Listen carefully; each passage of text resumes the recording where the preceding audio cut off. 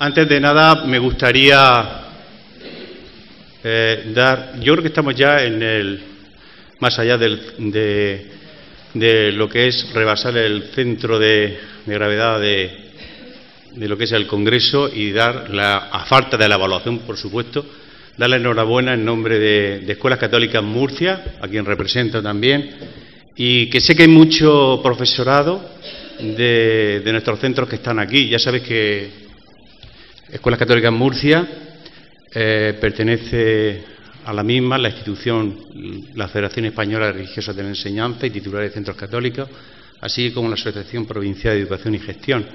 Son 47 centros en la provincia de Murcia y bueno, yo estoy muy agradecido y la presidenta Alicia Plaza, como Pilar Goterri, dice que transmitiese un fuerte abrazo a todos vosotros, profesores de religión de la pública, que siempre hemos invitado también a nuestra jornada de pastoral y a todas las acciones que realizamos desde la Escuela Católica. Ayer fue un encanto la primera ponencia y magistral. Yo le he dicho a vuestro delegado de enseñanza, Juan Carlos García Domínguez.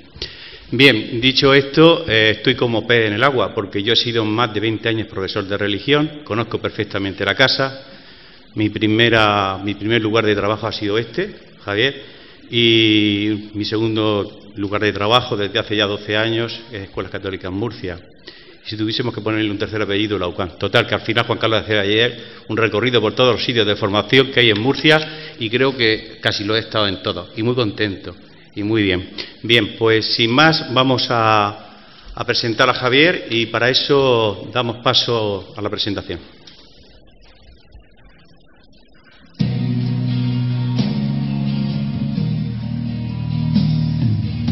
Javier Cortés realizó estudios de Filosofía y Letras en la Universidad de Valencia y de Teología en las universidades de Friburgo y Roma.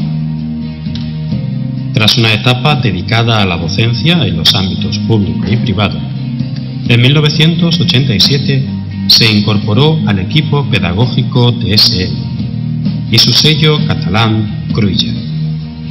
En 1992 fue nombrado director de ediciones de la editorial PPC, del grupo SM.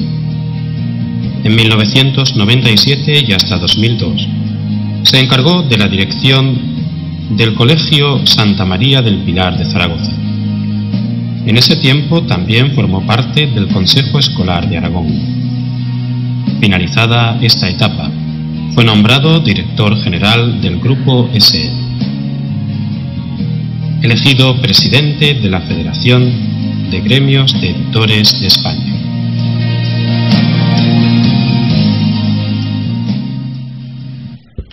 Bien, Javier, la pasión educativa, razones para la alegría, todo tuyo.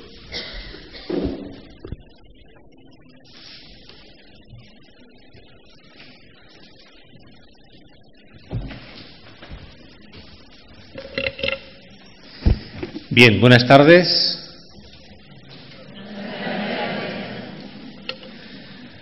Muchas gracias por invitarme a participar en este congreso. Efectivamente, pues todo lo que he procurado hacer en mi vida tiene que ver con la educación, con la escuela católica, con la escuela pública, con la enseñanza religiosa escolar, y estoy muy contento de poder participar en este congreso con este título que me encargó Juan Carlos, al que voy a pedirle que suba un momento para una colaboración inicial. ¿Y sabéis por qué? Porque ayer descubrí que es un gran locutor de radio. Y entonces, como tengo que leer un par de textos bíblicos, pues yo creo que nadie mejor que él para leerlos. Porque yo quiero empezar esta presentación, como tenéis ahí, con dos figuras y dos figuras. Las dos primeras figuras son del Antiguo Testamento, en una pequeña narración de 5 líneas, y las segundas figuras también son del Nuevo Testamento. Entonces, Juan Carlos.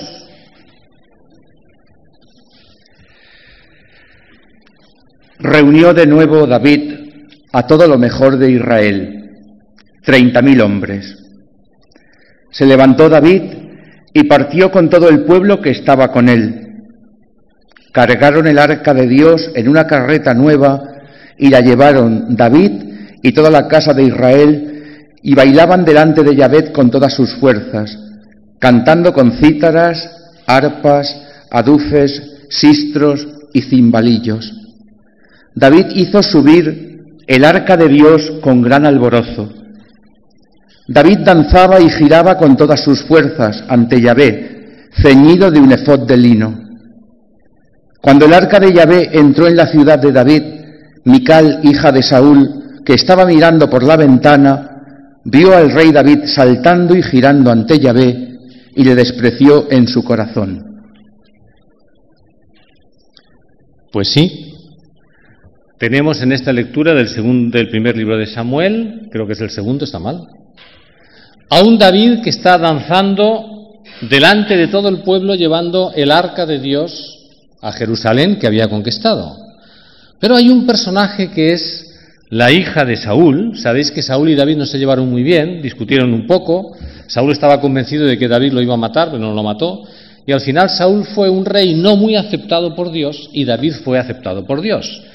Y Saúl tuvo una hija que, contemplando a David bailar delante del arca, sintió desprecio hacia él, porque estaba en la distancia contemplando a ese ejército de israelitas que entraban gloriosos, alegres y contentos a introducir el arca en Jerusalén.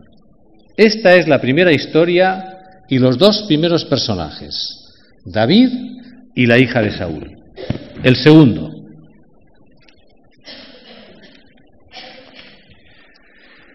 Y levantándose, partió hacia su padre.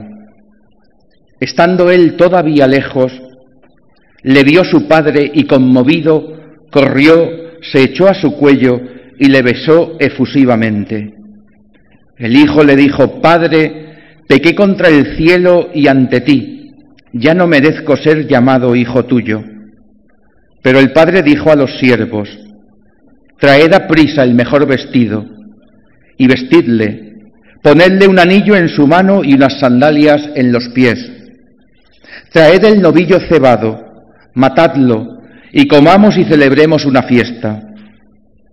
Su hijo mayor, que estaba en el campo, y al volver, cuando se acercó a la casa, oyó la música y las danzas. Y llamando a uno de los criados, le preguntó qué era aquello. Él le dijo: Ha vuelto tu hermano y tu padre ha matado el novillo cebado, porque lo han recobrado sano. Él se irritó y no quería entrar. Y este es el segundo relato, en el que también hay dos personajes. Un padre que ve de lejos al hijo que marchó, que sale corriendo, que lo abraza, que le da besos, que monta una fiesta, y el hijo mayor. Un hijo mayor que está en una situación de desprecio de la fiesta y de la alegría. ¿A qué ha leído bien, Juan Carlos? Un aplauso.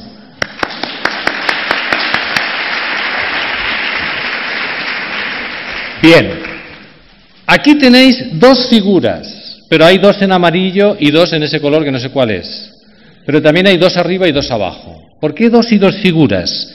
David y el padre tienen manifestación de alegría, que es de lo que va este congreso. Este congreso va de la alegría de educar. Entonces yo he querido empezar contrastando dos personajes con dos personajes en la misma situación. A la hija de Saúl le molesta ver a David danzando, diciendo: pero ¿cómo un rey? Todo él se va a poner a danzar y a cantar delante de su pueblo, si un rey tiene que ser una cosa mucho más digna. Entonces David está alegre, con el pueblo alegre, y la hija de Saúl está mirando desde la ventana y despreciando esa fiesta y esa alegría. En el caso del padre, que estaba todos los días esperando, porque dice Lucas que su padre lo vio de lejos, lo cual significa que todos los días salía a ver si llegaba, porque si estuviera en el interior de la casa no hubiera visto que su hijo llegaba. Y lo abraza, lo cubre de besos, y frente a eso el hijo mayor. A ver, este congreso va de la alegría. Vamos a tomar pie en estos cuatro personajes, tomados como queráis, para ver qué es esto de la figura. ¿Por qué los dos primeros personajes están alegres? ¿Qué les ha pasado a David y qué le ha pasado al padre, que saltan, bailan, sonríen, besan, abrazan, cantan? No siempre y constantemente, pero en un momento determinado lo hacen. ¿Sabéis por qué? Porque en ese momento un sueño se ha cumplido. El sueño de David y el sueño del padre se han cumplido. En ambos casos hay un estado como de deseo de que se cumpla algo y de repente se cumple y lo que hacen es olvidarse de todo y manifestar su alegría. ¿Cuál es la clave de esta actitud? ¿Por qué estos dos personajes son personajes alegres? ¿Sabéis por qué? Porque antes de danzar, antes de besar y antes de abrazar, alguna alegría básica había en su vida. ¿Cuál era la pasión que estaba debajo de la vida de David? La pasión por Dios. Frente a Saúl, que siempre dudaba de si había que fiarse de Dios, David siempre se fía de Dios. Es un rey apasionado por Dios. ¿Cuál es la pasión del Padre? La pasión del Padre es la pasión por el Hijo que se ha ido. Estas dos pasiones están incrustadas en la vida de ambos personajes. ¿Y los otros dos? ¿Qué le pasa a la hija de Saúl y qué le pasa al hijo mayor? Pues son personas tristes. ¿Y por qué están tristes? Porque primero están en la distancia. El hijo mayor no salía todos los días a buscar al hermano que se había ido. El padre sí. La hija de Saúl, dice el texto de Samuel que hemos leído, que estaba mirando desde la ventana, no estaba en la fiesta. Por tanto, son dos personas que ya están fuera de la escena de la alegría y de la fiesta. ¿Sabéis por qué? Porque ambas personas viven en el resquemor. Algo anidaba en su corazón que lo tenía completamente consumido. La hija de Saúl no le perdonó a David, que fue un rey más querido por Dios y por el pueblo que su padre. El hijo mayor no perdonó a su padre que no matara un cordero cebado cada vez que él venía de trabajar todos los días. En ambos casos hay una situación previa de negatividad. En el caso de David y en el caso del padre hay una situación previa de positividad. Y esto es bien interesante. ¿Qué les pasa a estos dos para estar tristes? No tienen una alegría básica en su vida. Tienen más bien una especie como de tristeza vital que les está impidiendo completamente esponjar su corazón. Con lo cual, es imposible que brote la alegría, es imposible que bailen, es imposible que besen, es imposible que abracen, es imposible que maten un cordero cebado. No pueden, porque no sale de esa situación interior. No les nace la alegría. Es más, y esto es muy duro, ¿sabéis cuál sería la alegría de la hija de Saúl? El mal de David. ¿Sabéis cuál sería la alegría del hijo mayor? El mal de su hermano que se marchó. Esto es triste, pero esto es así. Muy probablemente, para estas personas con una situación vital de tristeza, su alegría es el mal del otro. Y esto nos pasa. A veces cuando estamos prisioneros de la tristeza, lo único que nos alegra es el mal del otro. Y esto es humana y cristianamente bien duro.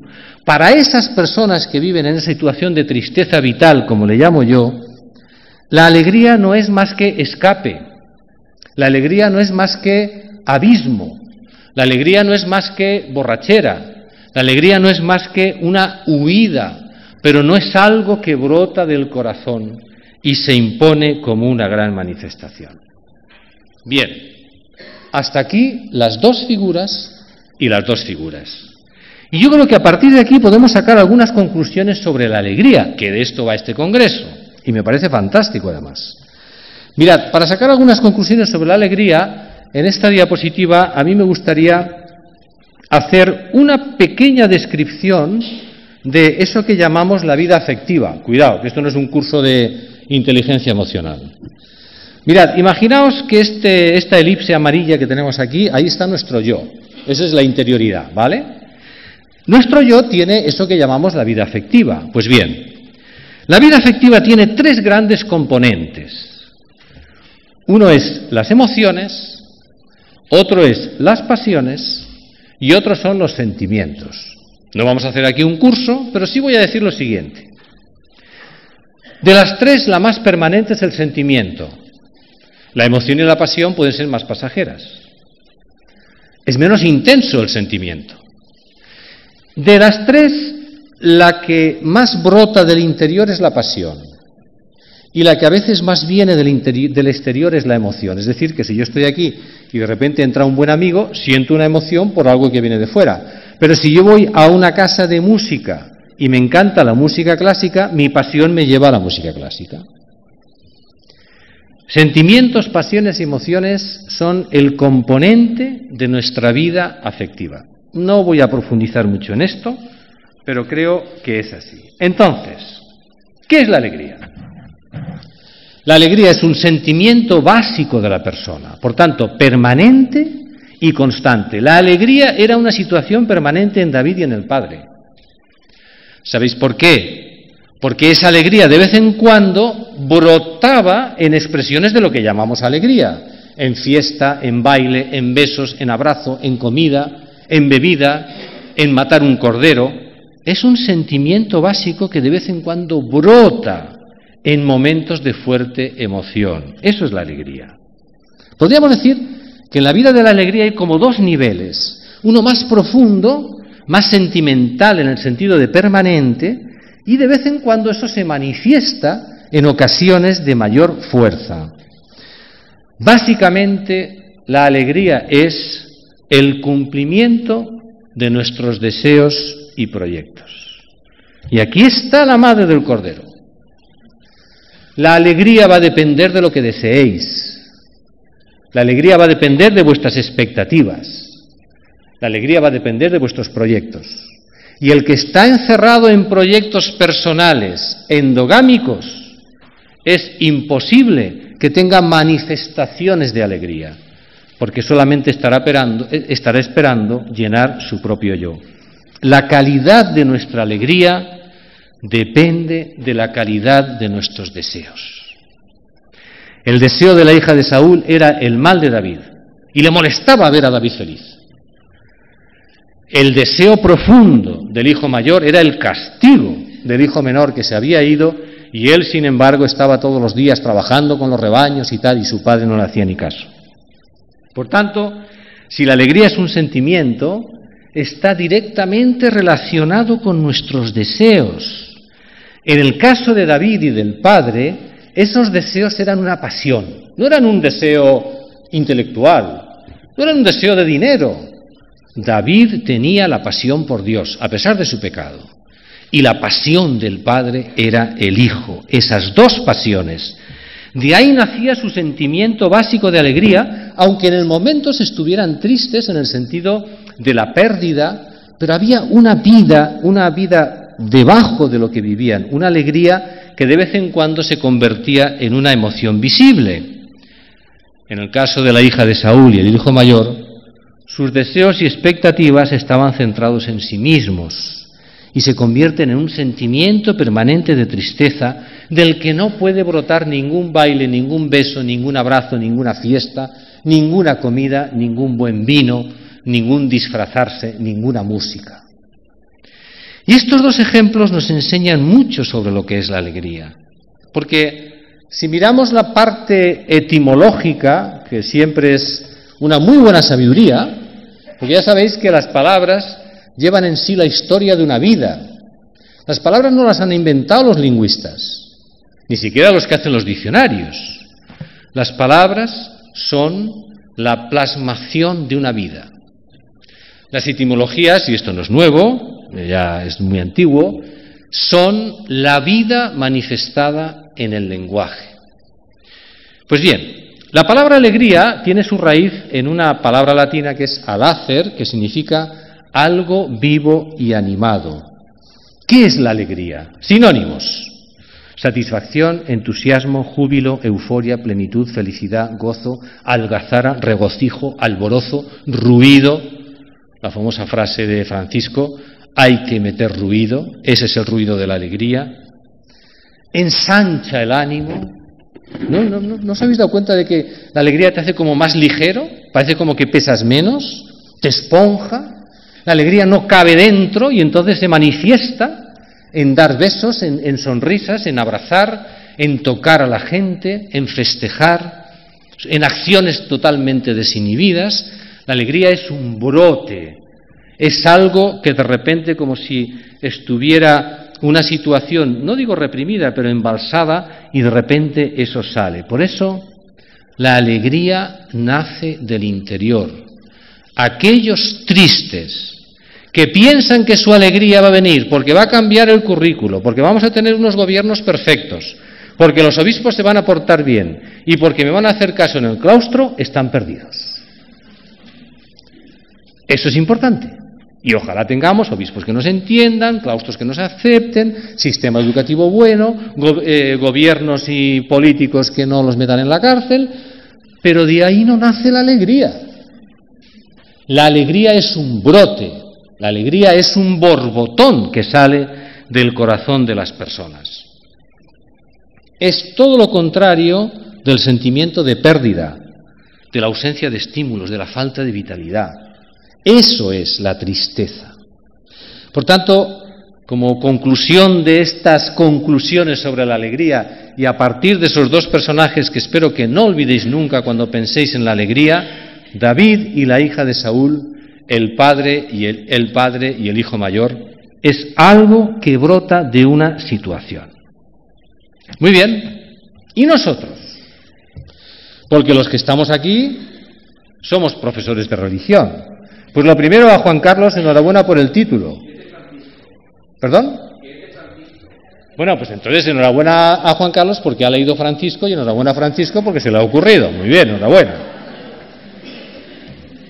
Porque, y esto es una confesión, cuando me encargaron el título dijeron, yo te doy este título y tú habla de lo que quieras. Uno que da bastantes charlas por ahí no acostumbra a hablar de lo que quiera. A mí me gusta escuchar lo que en este caso esta delegación quería, y por eso tuvimos una conversación bien interesante. O sea, ¿tú qué quieres? No yo qué sé, porque lo que uno sabe es para uno. Lo que uno sabe sirve si le sirve al otro.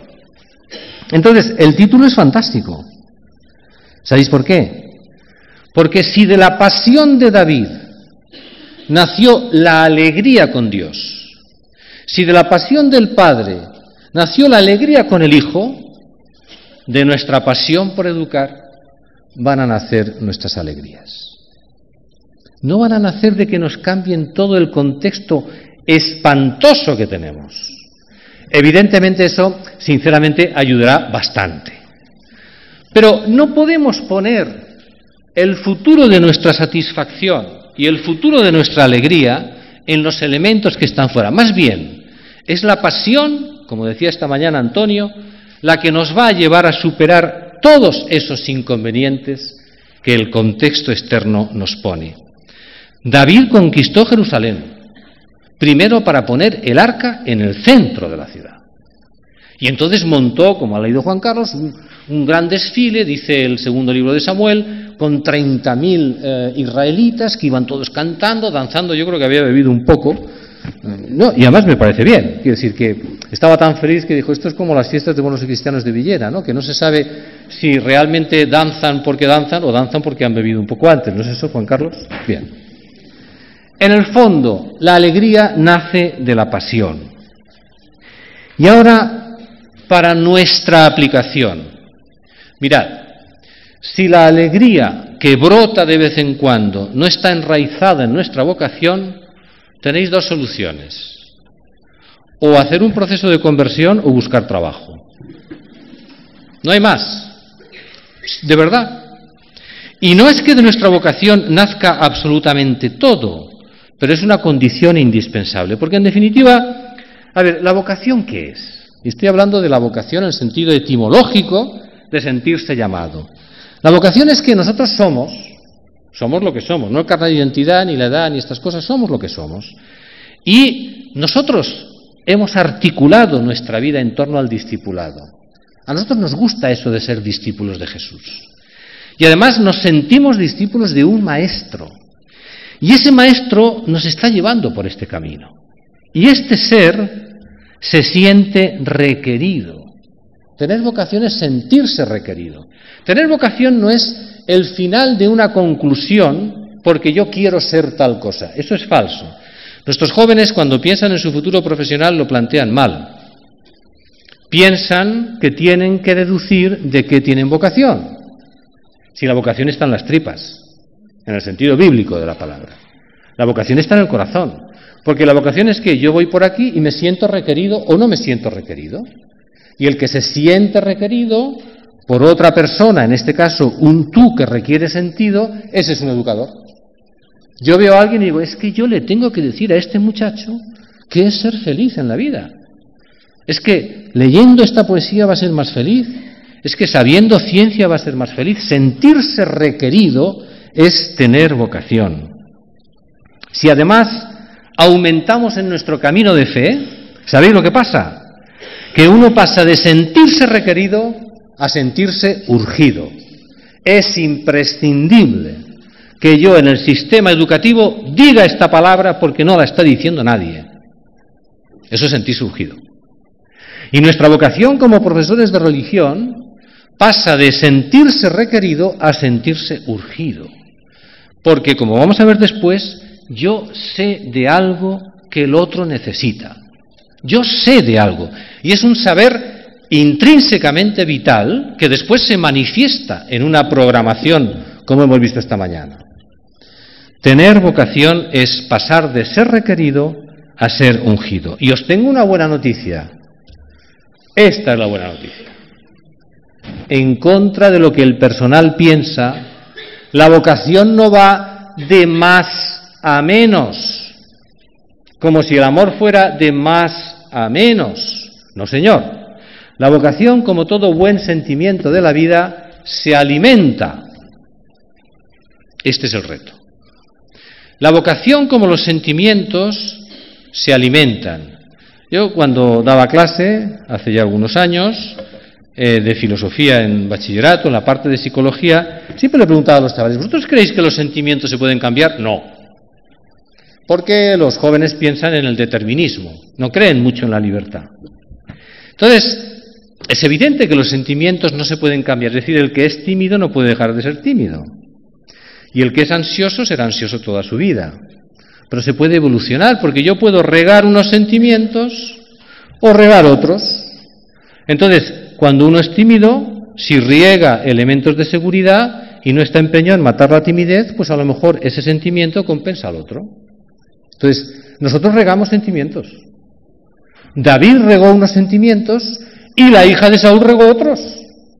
El padre regó unos y el hijo mayor regó otros. Y el hecho fue el mismo, y es que el hijo se marchó con la pasta a gastársela por ahí. Luego, frente a ese dato que es objetivo, uno riega unos sentimientos, el padre, y otro riega otros. Entonces la pregunta es, ¿y ustedes qué sentimientos están regando? Porque los regamos todos los días, todos los santos días. Con lo que pensamos, con lo que rezamos, con lo que escuchamos, con lo que contamos, estamos regando sentimientos en nuestro corazón y normalmente en el corazón de los demás. Y no voy a poner una grabadora para ver qué sentimientos se riegan en las salas de profesores, porque ese sería un poco dramático. Y no somos conscientes de que un sentimiento como es la vocación se tiene que alimentar todos los santos días y no dejarlo al Espíritu Santo, porque les tengo otra noticia.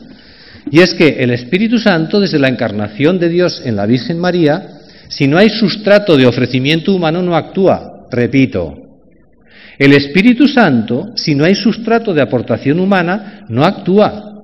Los milagros solo ocurrieron en contextos de fe o en contextos de personas abiertas a la fe. Porque a veces uno piensa que le estamos poniendo mucho trabajo al Espíritu Santo. Es decir, yo no alimento mi vocación, me paso todo el santo día despotricando y luego quiero que en la oración el Espíritu Santo me dé fuerzas para dar clase a los niños al día siguiente. ¿Cuál es nuestra particular pasión? Ya sabemos cuál era la de David, Dios. Ya sabemos cuál era la del Padre, el Hijo. ¿Cuál es la nuestra? ¿Cuál es vuestra particular pasión en este entramado de vivir para la educación en la escuela pública y en la escuela privada? Mirad, nuestra pasión por educar nace de nuestra vocación. Si nuestra actividad educativa no nace de nuestra vocación, podemos estar cientos y cientos de años en el mundo educativo, con dos características: no seremos felices y no haremos felices a nadie. Por tanto, alimentémosla, compartámosla, cuidémosla y recreémosla. Y me diréis, bueno, ¿y esto cómo se hace? Es muy sencillo. ¿Ustedes están enamorados? Espero que sí. ¿Sí o no? Bien, está bien, es una buena noticia. ¿Ustedes alimentan ese sentimiento? ¿Lo cuidan? ¿Lo comparten? ¿Lo recrean en cada aniversario? Oiga, ¿no será posible introducir en nuestra vida momentos específicos de alimentar, compartir y cuidar y recrear nuestra vocación educativa? Encuentros como este, encuentros en los que está prohibido hablar mal del que no está, es decir, vamos a hablar bien del que no está, de nuestros alumnos, de la sociedad, de sus necesidades. Vamos a contarnos las buenas noticias, vamos a contarnos los elementos de gozo que hemos tenido en nuestra vida entregando nuestro corazón a la educación. Vamos a explotar nuestras relaciones con los antiguos alumnos. Vamos a quitar de nuestras salas de profesores los grandes murales, ¿cómo se dice esto? Los grandes muros de las lamentaciones y poner el muro de las esperanzas. Yo, cuando estuve de director en el Colegio de Zaragoza, que han contado antes, hice una prueba. Y entonces, como las salas de profesores suelen ser aquello de me cago en la mar, tengo clase con tercero A y ayer me montaron un pollo y el otro.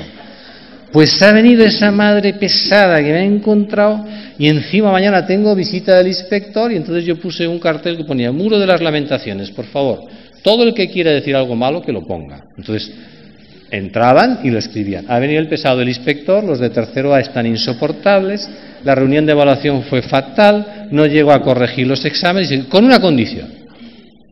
Al lado ponemos el muro de las esperanzas. Cada uno que escriba que el inspector es un gilipuertas tiene que poner una buena noticia de este colegio. ¿O es que en nuestros colegios y en nuestros institutos no hay buenas noticias? Aquí las hay buenas noticias. Pero estamos encantados en ir por mártires por la vida. Por cierto, si nosotros somos mártires, yo soy físico nuclear. Los mártires ya sabemos dónde están. En este momento hay 12 mártires en el Mediterráneo, que los hicieron ayer. 148 en Kenia. Esos son los mártires. Nosotros somos mártires. Nosotros estamos en un entorno absolutamente privilegiado con todas las dificultades del mundo. Eso es alimentar, porque la vocación es un sentimiento. La vocación no es una conclusión. Decíamos que la vocación era responder a un requerimiento de sentido. Nosotros somos profesores de religión. ¿Cuál es el sentido que tenemos que aportar? No somos profesores de lengua. Luego no hay que aportar el sentido de la comunicación, ni el sentido de las palabras, ¿no? ¿O sí? No somos profesores de matemáticas, no somos profesores de educación física. ¿Cuál es la demanda de sentido que nos hacen aquellos por los que nos sentimos requeridos por nuestra vocación? Esa pregunta es importante. La vocación es sentirse requerido. ¿Cuál es nuestra especialidad, por así decirlo? ¿Qué parte del sentido de nuestros alumnos es requerido para nosotros como profesores de religión? Quieto, parado. Esto no está ahí. Aquí. Somos profesores de el sentido de la vida, el sentido de lo trascendente, el sentido de lo espiritual, el sentido de lo religioso y el sentido de la experiencia de ser persona en este mundo. Este es el sentido por el que nos sentimos requeridos desde nuestra vocación, pasión de profesores de religión. El sentido no es ni el dogma, ni la teología, ni la moral. El sentido por el que nos están reclamando nuestros alumnos es el sentido de esto. La vida, lo trascendente, lo espiritual, lo religioso, ser personas en este mundo. Pero claro, bien, vale, salimos. ¿Y qué nos encontramos? ¿Qué hay fuera? O sea, ¿qué hay en nuestros alumnos? ¿Qué hay en la sociedad? ¿Cómo está nuestro mundo? Bueno, pues aquí yo no voy a hacer un discurso muy grande, pero yo sí quisiera comentaros 3 características que a mí me parece que están en la cultura actual, muy fuertes, que nos las encontramos en cuanto salimos a la puerta. Salimos a ver a nuestros alumnos, leemos los periódicos, vemos las películas, etcétera. La primera gran característica de nuestro mundo es que el yo, y lo explicó ayer muy bien Monseñor Zani, que yo cuando lo escuchaba decía, ya me ha pillado una parte de la charla, entonces cuando lo diga igual es por hacer la pelota a la Sagrada Congregación. Yo no le hago la pelota a nadie, y menos a la Sagrada Congregación de la Educación Católica. Es cierto que el yo está articulándose hoy como individuo, no como miembro, no como perteneciente a. Hubo un momento en el que la identidad estaba ligada a la incorporación a un grupo, hoy no. La identidad la construyo yo, para mí. Y como muy bien explicó Monseñor Zani, que me encantó la conversación después, ¿qué se encontraba él cuando iba a los foros de la UNESCO? Se encontraba la reivindicación del yo como individuo, ya ni siquiera como ciudadano. Porque, hombre, si es como ciudadano, por lo menos uno se entiende como ciudadano de una comunidad. No, aquí es el yo como individuo después de esto de la cuestión del género. La segunda característica, que también la citó él ayer, es que nuestro mundo ha puesto sobre encima de la mesa una diversidad que a lo mejor estaba oculta. A lo mejor había una diversidad sexual hace muchos años que no la veíamos y ahora está. A lo mejor había una diversidad familiar y ahora está. Yo siempre cuento la anécdota de que cuando yo estudiaba hace muchos años, y era buen estudiante sobre todo de algunas cosas, no tanto de matemáticas, yo me acuerdo del mapa de la Unión de las Repúblicas Socialistas Soviéticas. Esto, el que lo entienda, es que es muy mayor. Vosotros no lo entendéis porque no habéis nacido ninguno de los que estáis ahí. El mapa de la URSS, Unión de las Repúblicas Socialistas Soviéticas, en el libro, que lógicamente era de SM, estaba todo pintado en verde. Y era una cosa enorme. O sea, yo veía aquello y decía, joder, esto es enorme. Pues de repente esa uniformidad era mentira. Ahora no hay manera de aprenderse el Chiquistán, Afganistán y todos los tanes que hay ahí en medio. Y ahora uno descubre que resulta que de los 200, creo que son 30 millones de habitantes que tiene la Unión Soviética, bueno, en este momento la Rusia y sus satélites o como se llame, resulta que casi la mitad son de religión musulmana.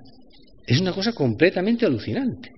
Entonces, ¿cómo esa mancha verde? Claro, ahora los niños que tienen que estudiar geografía lo tienen mucho peor, porque debajo de eso hay 10 o 12 cosas que, fíjate tú, las fronteras que tienen. La diversidad es una realidad muy fuerte de nuestro mundo. Es decir, que la uniformidad estaba tapando la real vida. Y la tercera gran característica de nuestro momento, y está avalada, no sé si habéis visto una encuesta que sacó justo la semana pasada, el Instituto, la FAD, la Fundación de Ayuda contra la Drogadicción, sacó un informe sobre la juventud bien interesante, donde se dice que los jóvenes están volviendo a la inquietud política, pero hay un dato que a mí me impresionó mucho, no he visto todavía el informe porque es de la semana pasada, pero tengo los recortes de prensa, donde se dice que los jóvenes desconfían absolutamente del futuro. Están convencidos de que el futuro va a ser peor. Yo nunca pensé en mi vida que el futuro iba a ser peor. Es más, yo siempre me posicioné existencialmente como que íbamos a hacer un futuro mucho mejor. Entonces, la vulnerabilidad y la incertidumbre es una característica muy fuerte de la cultura actual. 3 elementos de esos que nos están pidiendo sentido. El yo como individuo, hay muchas formas sexuales, hay muchas formas de religión, hay muchas formas de ser buenos, esto es así, es un dato, y en tercer lugar, esto me da un poco de miedo, un compromiso para toda la vida, Dios mío, si se ha separado este, se ha separado el otro, aquel no sé qué y tal. Una cosa de cara al futuro, no sé, la vulnerabilidad y la incertidumbre. Esto determina, porque aquí hay una serie de características que están, si queréis, digamos, adosadas a esas realidades, ¿no? La clave de lectura de la vida es el yo. La clave de lectura de la vida no es un elemento objetivo, todo pasa por el tamiz de mi experiencia. Esto me encaja o esto no me encaja. Es más, si yo no experimento la bondad de lo que me estás contando, no te voy a creer. La diversidad y globalidad es la pluralidad de sentidos, el repliegue defensivo, la inmediatez de lo distinto. Yo vivo en Madrid, en un barrio del sur, en la parte de Carabanchel, y hay un semáforo en el que paro mucho, que es el semáforo de Aluche. Aluche es un intercambiador de cercanías, metro, autobuses, etcétera. Y a veces me paro con el coche y cuento cuántos inmigrantes cruzan. Nunca baja del 50%. O sea, la inmigración es una realidad que nos ha traído lo distinto, nos lo ha traído, porque claro, nosotros estudiábamos que existía una cosa, ¿no?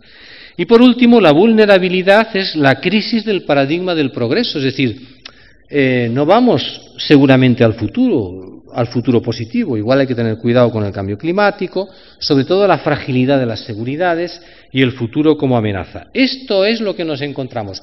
Estos quieren sentido, lo repito, no quieren juicio, quieren sentido. Estos son los que nos están requiriendo el sentido. No esperemos que nuestros alumnos estén en otro sitio para que entonces, ahora sí me gusta lo que dices. No es eso. Estos son los que nos están requiriendo el sentido. La crisis de la religión institucional no es la crisis espiritual. Esto es lo que tenemos que tener muy claro los profesores de religión. Es más, estamos retornando a un ambiente mucho más espiritual. El aumento de la conexión global nos trae la cercanía de las diferentes espiritualidades. He tenido contacto, una vez fui a un monasterio budista que está en una zona maravillosa de Cataluña, que es Sitges, no sé si la conocéis. Bueno, pues allí entre Sitges y Castelldefels montaron un monasterio budista. Entonces yo tengo mucha relación con Cataluña, muchísima, por muchas razones, y fuimos un día. Y yo entré y dije, a ver, si esto es un monasterio, yo ya no soy físico nuclear, soy astronauta. Porque aquello estaba todo montado como si fuera un parque temático. O sea, entrar ahí y era tierra mítica, era más o menos lo mismo, ¿no? Pero bueno, oiga, venden, algo tienen. Y resulta que eso está en el mercado compitiendo con nosotros. Entonces tenemos dos posibilidades, o los ponemos a parir o sabemos que eso es la verdad y que tenemos que jugar con ello. Y por el otro lado, ¿qué hay? Pues este laicismo políticamente correcto, que lo religioso se lo monta usted en su casa y lo público lo montaré yo como lo tenga que montar. El laicismo occidental tiene enormes dificultades para gestionar lo espiritual. Y esto las sociedades occidentales lo vamos a pagar y lo estamos pagando ya. Y hay que tomar nota. Y nosotros, en el sistema educativo, somos grandes responsables de qué estamos haciendo con ese sentimiento espiritual que hay en la sociedad. Os lo digo de verdad, ¿eh? Uno de los dramas de la desaparición de la clase de religión en la escuela pública y privada va a ser la absoluta incultura espiritual del mundo occidental. Y esta reflexión es importantísima que la tengamos, porque nosotros como vocacionados nos tenemos que sentir requeridos por esta situación. Yo siempre pongo el ejemplo de la película Avatar, que por cierto la semana pasada la volvieron a pasar en Telecinco en 2 capítulos. Haced un análisis de Avatar y es una radiografía exacta de las modas espirituales del siglo XXI.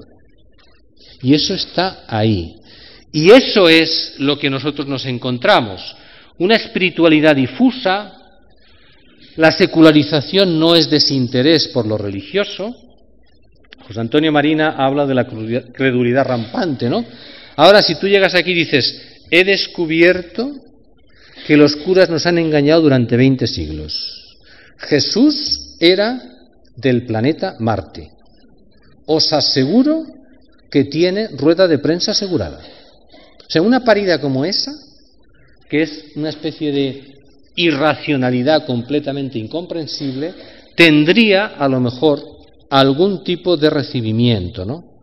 Lo que ocurre es que esta vivencia espiritual que está en nuestra sociedad, pues es muy de consuelo interior, muy de aleluya, me siento muy bien, pero vamos, no rasques mucho, no te acerques mucho, etcétera, ¿no? Es una experiencia espiritual muy débil, una especie de espiritualidad de baja intensidad, pero esto es lo que encontramos y esto es lo que tenemos. Por tanto, ¿cuál es el reto para nuestra pasión? El reto para nuestra pasión es este. Hoy se demanda religión en el sentido de educación de lo espiritual. Si lo que ofertamos es ética, valores, derechos humanos, mucha ecología, ritualismo de cristiandad, formulaciones dogmáticas, se van a ir a buscar a otro sitio y se van a buscar a otro sitio. ¿Cómo es posible? Si nosotros somos los expertos en el mundo del espíritu en sentido amplio, si la tradición cristiana es la auténtica tradición del desarrollo espiritual, ¿qué estamos haciendo para que nuestros alumnos y nuestra sociedad se vayan a buscar elementos de espiritualidad en películas como Avatar o en el monasterio de Sitges o en este tipo de cosas? Este es el reto para nuestra pasión. ¿Cómo responder frente a ese reto? ¿Qué pintamos nosotros como profesores de religión? Para mí, es el objetivo del área de religión. Este es el objetivo. Tenemos que educar la dimensión espiritual del alumno, pero no ex nihilo, no en el vacío, sino ¿con qué? ¿Con la experiencia cristiana? ¿Por qué enseñamos la experiencia cristiana? Porque por medio de la experiencia cristiana estamos mostrando la plenitud del desarrollo espiritual. Pero en la medida en que nuestros alumnos no capten la relación entre lo que nosotros contamos en clase de religión y esa sed que tienen de espiritualidad, que luego hacen hasta la ouija, si no lo conectamos, ¿sabéis lo que os digo? Estamos perdidos. Este es el gran reto para nuestra pasión educativa. La experiencia religiosa cristiana, bien presentada, como vamos a ver ahora, tiene que enganchar con esa sed de espíritu que existe en nuestra sociedad.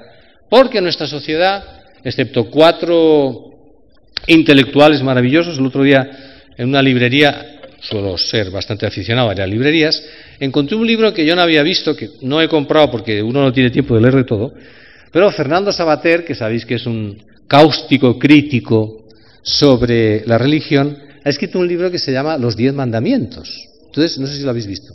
Vi el lomo y dije, ostras, Fernando Savater escribiendo Los 10 mandamientos. Estuve ahí media hora ojeando. Supongo que el libro, bueno, que ya me conoce, dijo, este tío no va a comprar el libro y se va a hacer un paseíto rápido. Bueno, pues hice un paseíto rápido. Claro, es el laicismo puro. Entonces el tipo dice, claro, yo es que no puedo entender cómo alguien entrega su corazón, porque entonces eso entra dentro de la dinámica del absolutismo.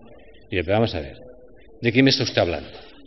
Entonces, este problema de que nuestra propia tradición no esté enganchada con el deseo de espiritualidad, para mí es un problema que tenemos que solucionar en la clase de religión. Somos los expertos en el mundo de lo espiritual. El profesor de religión es el experto del mundo de lo espiritual. El profesor de lengua es el experto en comunicación. El profesor de biología es el experto de tal. El experto de educación física es el experto en desarrollo corporal. Nosotros no somos profesores de religión católica, somos. Internamente en el currículo somos los expertos del mundo de lo espiritual. Y esta perspectiva la tenemos que tener, porque en el fondo hay 4 niveles en este desarrollo de lo que sería de alguna manera el mundo de lo espiritual. La experiencia trascendente, hay algo más que yo, todo el mundo lo dice. La experiencia espiritual, en ese algo más hay un espíritu. La experiencia religiosa, en ese algo más hay un Dios. Y la experiencia religiosa cristiana, ese algo más es el Dios Padre de Jesús. Pero si nosotros vamos allá y no pasamos por aquí, aquí, los 2 primeros, los van a buscar en otro sitio, os lo aseguro. Y es lo que está pasando con los jóvenes y con nuestra cultura. Y para mí es el gran reto. Somos los expertos de lo espiritual. Por eso somos profesores de religión católica. No somos teologuitos. Nuestro diálogo fe-cultura no es el diálogo entre Marx y la hermenéutica de Gadamer. No, eso igual hay que saberlo. Lo que nosotros somos es expertos en el mundo espiritual. ¿Y esto cómo se hace desde la clase de religión? Pues yo os voy a proponer algunos caminos, porque creo que se puede.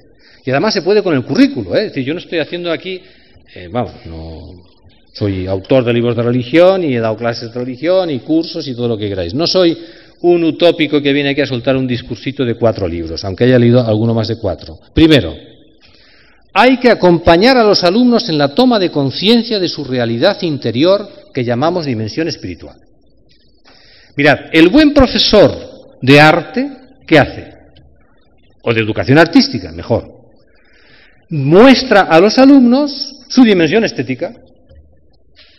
El buen profesor de religión lo primero que tiene que hacer es mostrar a sus alumnos y despertar en ellos su dimensión espiritual, que es donde se engancha, y además es que estamos con Santa Teresa.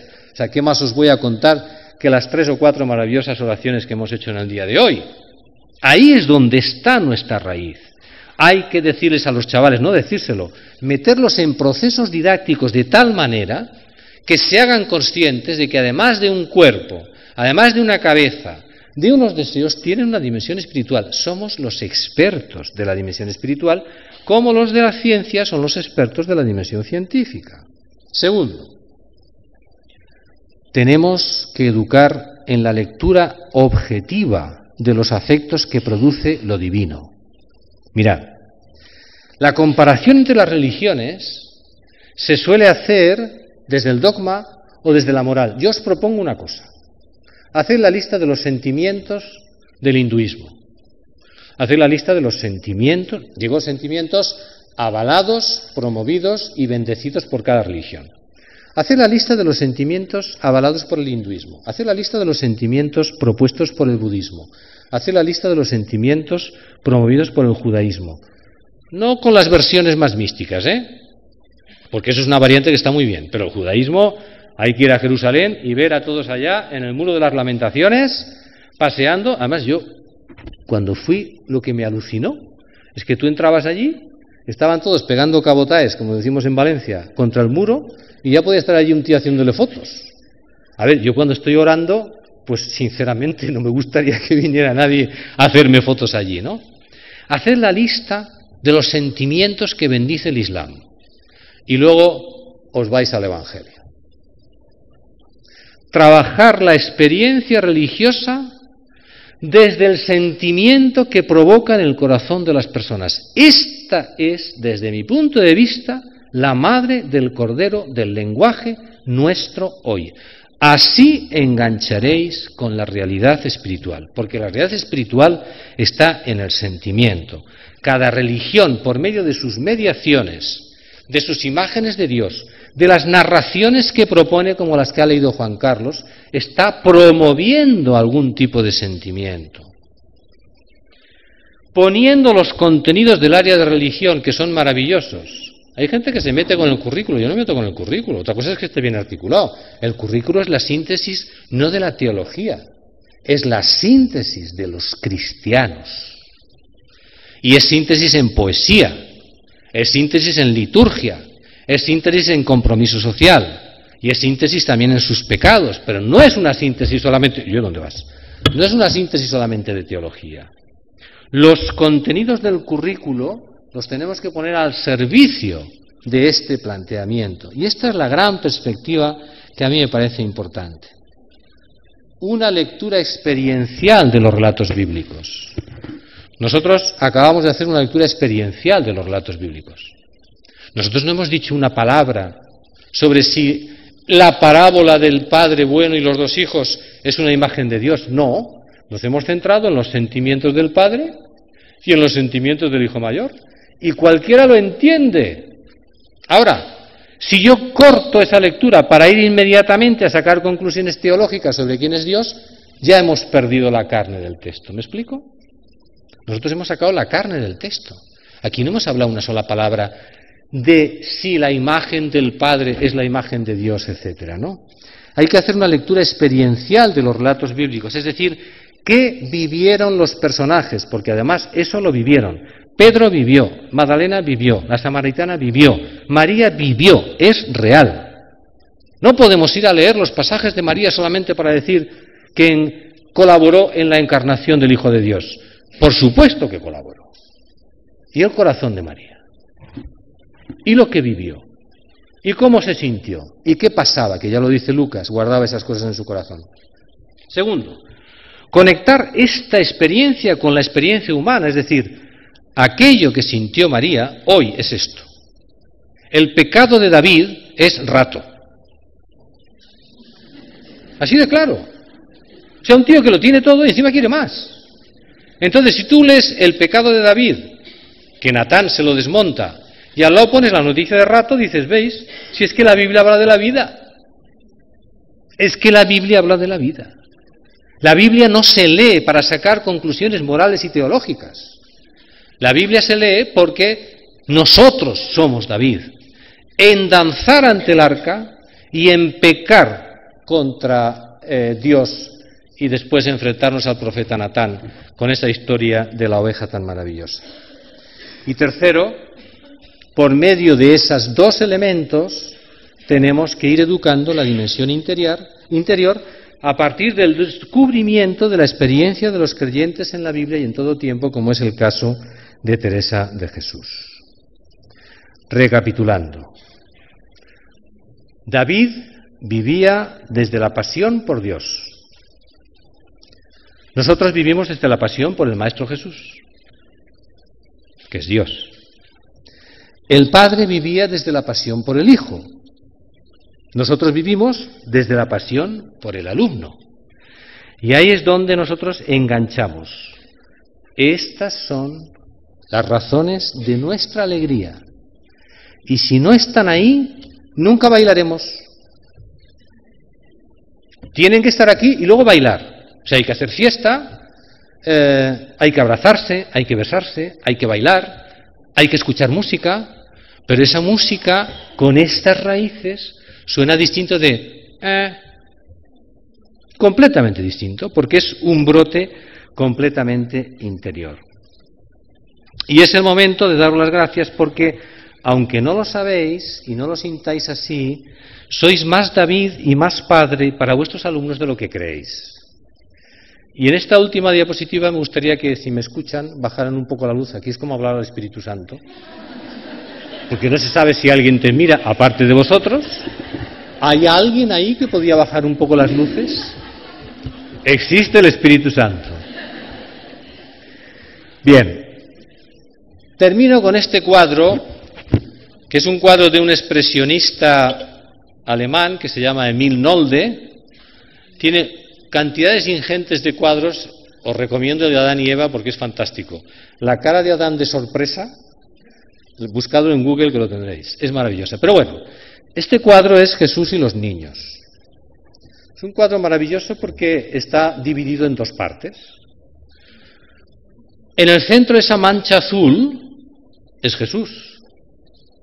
Entonces, en la parte de la derecha está la alegría. Este es un congreso sobre la alegría, ¿no? En la parte de la izquierda está la tristeza.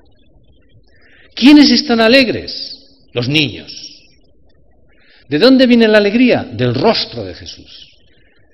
La alegría de vuestros alumnos es vuestro rostro. La alegría de esos niños es el rostro de Jesús. Frente a eso, ¿quiénes están? Los de currículo nuevo, este gobierno, ni el PP nos lo ha arreglado. Mientras todo eso que está aquí a la izquierda sigue su camino, la alegría de los niños es la alegría del Maestro. Gracias.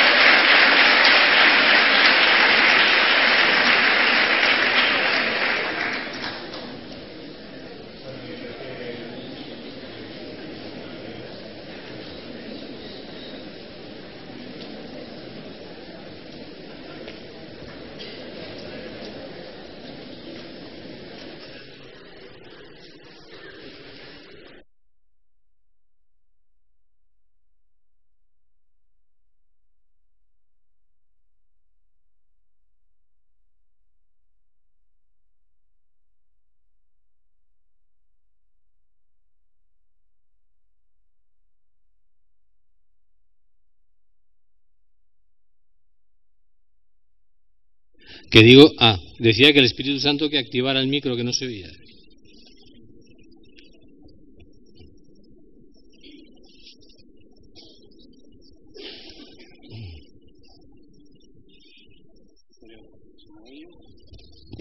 ¿Se oye? No te llega el Espíritu Santo todavía. ¿Ahora? ¿Se oye? 1. Sí, vale. Bueno, ya suele. Bien, mientras que vamos recibiendo... Ya va. ¿Ahora? Pero no mucho, ¿eh? ¿Ahora? Sí, bueno, si no quitaremos.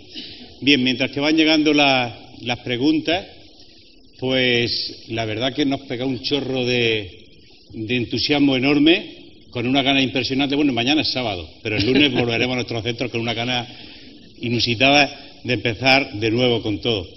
Pero verdaderamente en el paisaje que nos ha ofrecido existen razones de verdad auténticas que no estén basadas en la experiencia como para decir que verdaderamente merece la pena ser hoy profesor de religión en centros públicos, porque da la sensación de que el pisar un centro público, también hoy en día concertado, ya es una carga de negatividad muy grande algunas veces, porque los claustros, la falta de autonomía de los centros, vivimos la realidad, pisamos la realidad. Muchas veces esta pasión se nos ahoga, se nos desinfla en un 50% cuando entramos en el centro.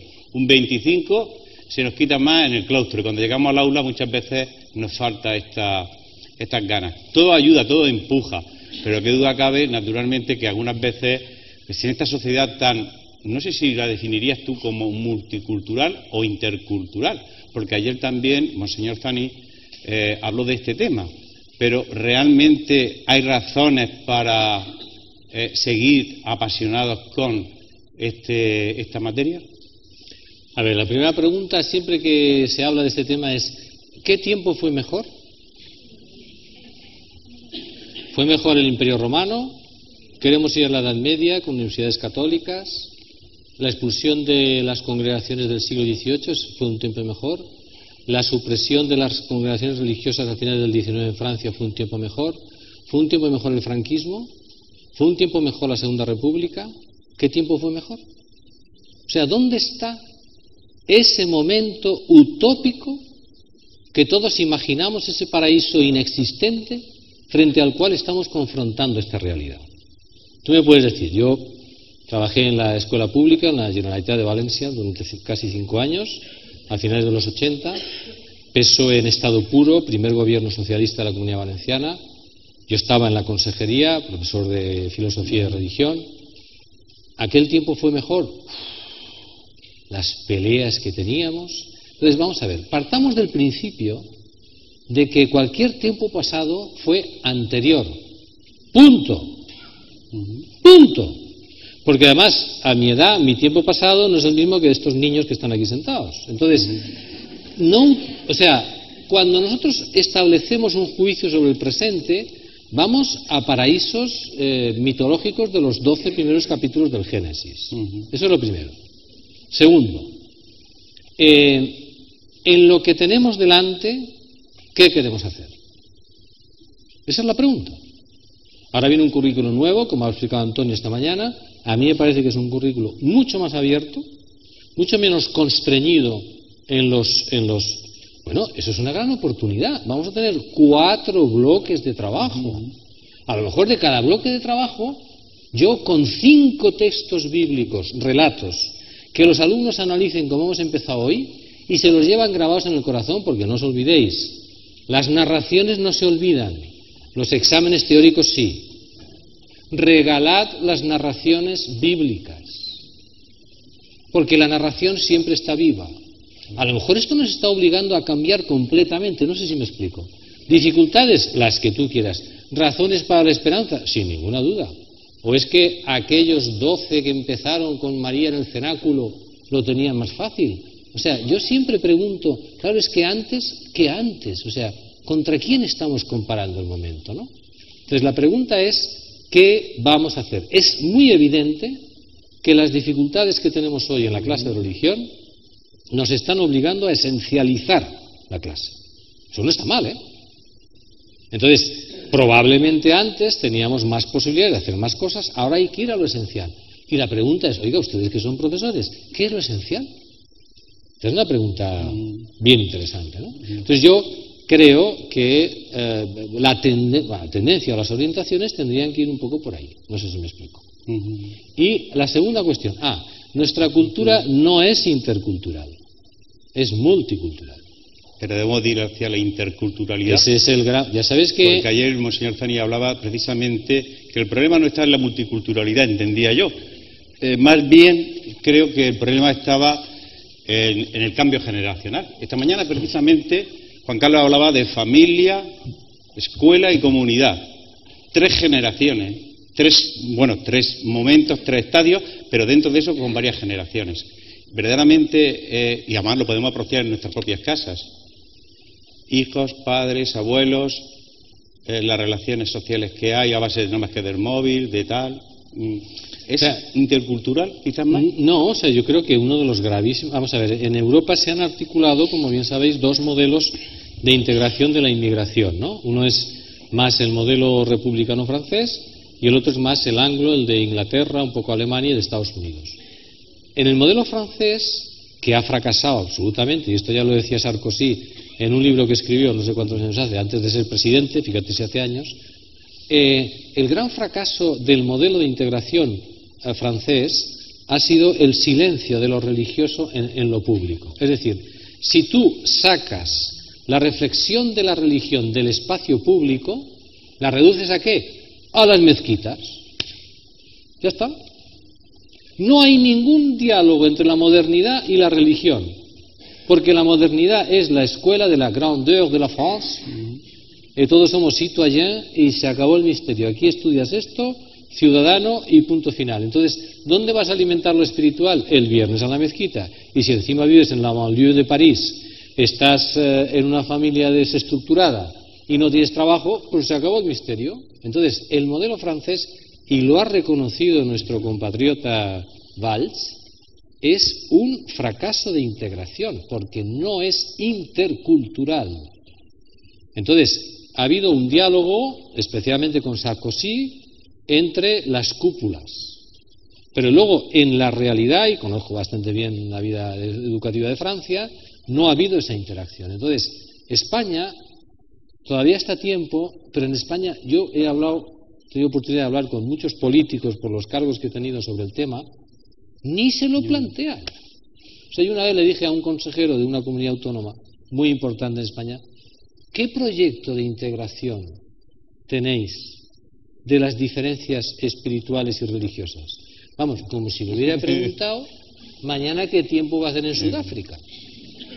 Que no es que tenga respuesta o no, es que España ha integrado, porque el pueblo español es maravilloso, sin ningún tipo de violencia, y el sistema escolar el primero, una llegada de 4 millones de inmigrantes, todos con una religión más fuerte que los españoles, y aquí no ha pasado nada. Y eso lo ha hecho el sistema educativo, no lo han hecho los políticos. El sistema educativo público y en menor medida el sistema educativo concertado. Pero es que España no tiene un proyecto de integración.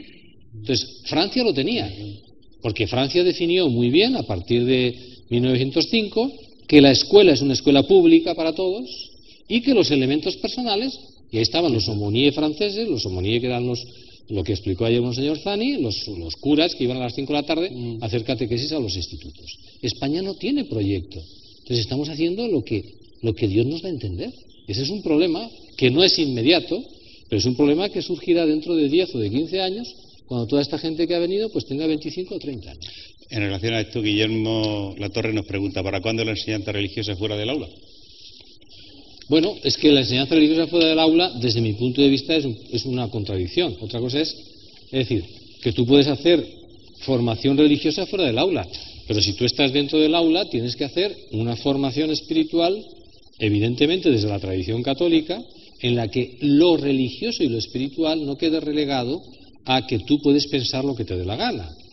Porque como yo le decía a mis alumnos, el valor de una opinión no es que sea tuya, porque puede ser tuya e imbécil, y puede ser tuya o inteligente. O sea, la diferencia entre las ideas no es que sea tuya o no sea tuya, sino que sea inteligente o no. Entonces, la pregunta no es si la idea es tuya, sino qué características tiene una idea inteligente. Es una idea pensada, dialogada, trabajada y estudiada. ¿Has hecho eso? Sí. ¿No lo has hecho? Calla.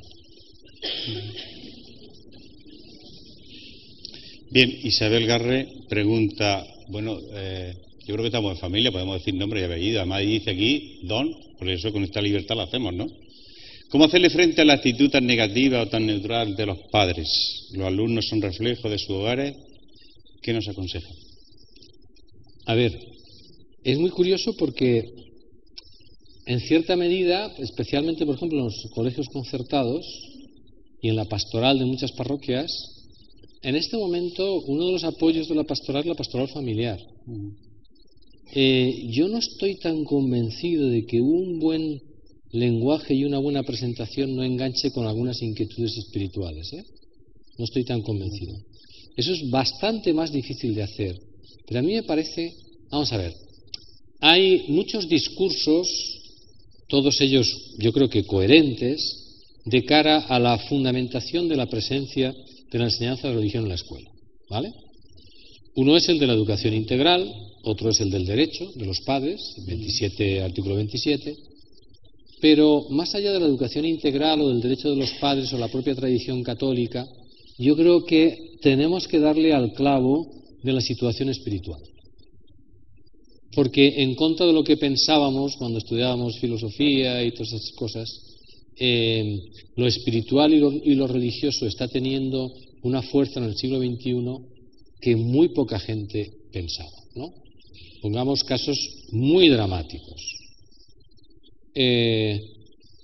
Una de las causas, y lo que voy a decir es muy duro, pero lo pienso, de por qué también han disminuido los actos terroristas derivados de planteamientos, digamos, revolucionarios, nacionalistas, es porque, claro, yo no quiero matar como mata el Islam.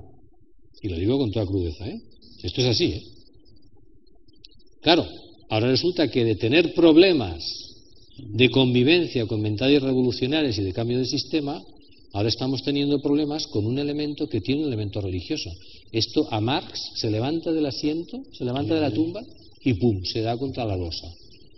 Ni se le hubiera ocurrido pensar a todos los pensadores del siglo XIX o del siglo XX que en el siglo XXI íbamos a tener gravísimos problemas de convivencia, no digo solo, pero digo con carga de lo religioso. Si no tomamos nota, o sea, yo creo que este es un apoyo para plantear qué vamos a hacer nosotros en esta sociedad. No sé si me explico. Sí. Está el de la ley, pero me parece que este otro elemento es muy importante, ¿no? Porque la experiencia francesa y también la inglesa, en cierta medida, los que lo han hecho mejor han sido los americanos. ¿Por qué? Porque Estados Unidos, perdón. Porque Estados Unidos ha sido desde su inicio una tierra plural.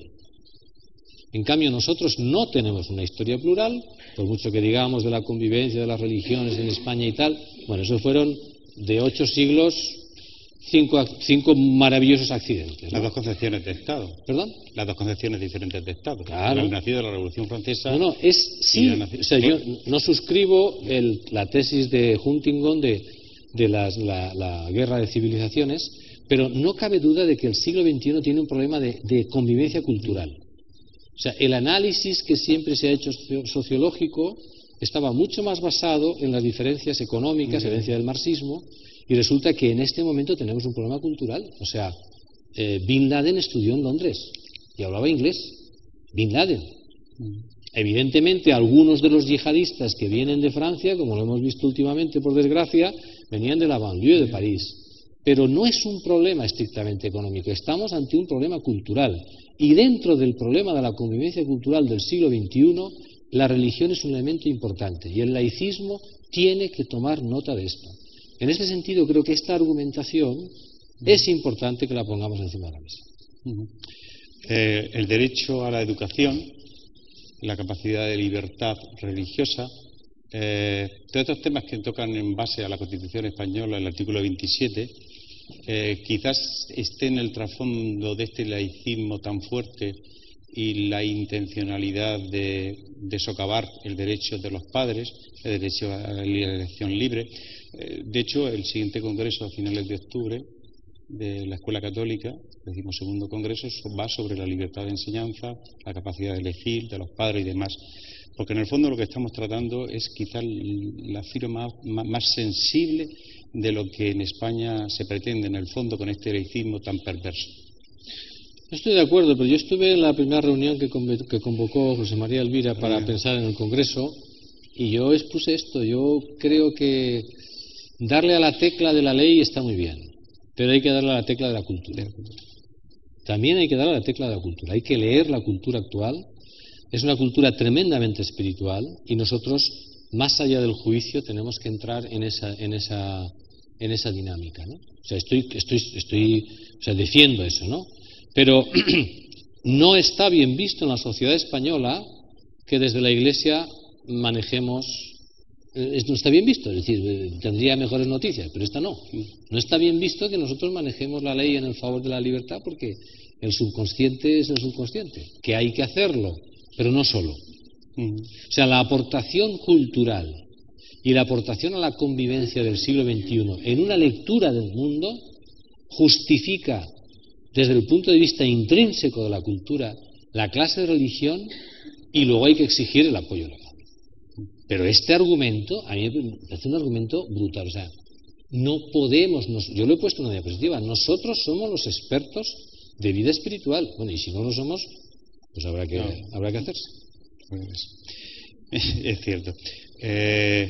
No sé, se ha quedado esto sin preguntas. Tengo nada más que 3 preguntas. Pues ¿nos vamos a tomar café? ¿Sí? ¿Nos vamos a tomar café? En la mesa no. Ah, sí.